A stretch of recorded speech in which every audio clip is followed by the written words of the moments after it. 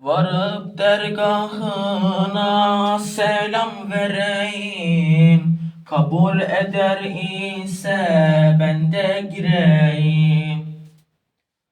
Manevi murada anda ereyim. Varıp dergahına olayım direk.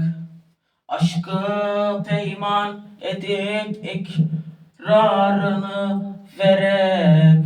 Şu benim derdime sultanım gerek. Varıp dergahına olayım maşa. Dillerim Mevla'dan uzunca yaşa. Himmetini kesme ihvan kardeşa. Varıp dergahına edeyim hizmet.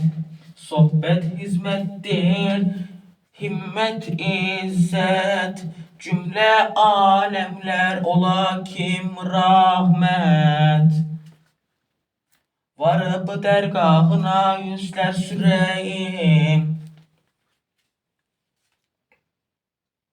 Perdesini kaldırsa nurun göreyim. Şehadet şerbetini anda içeyim. Perdesini kaldırsa nurun göreyim. Şehadet şerbetini anda içeyim.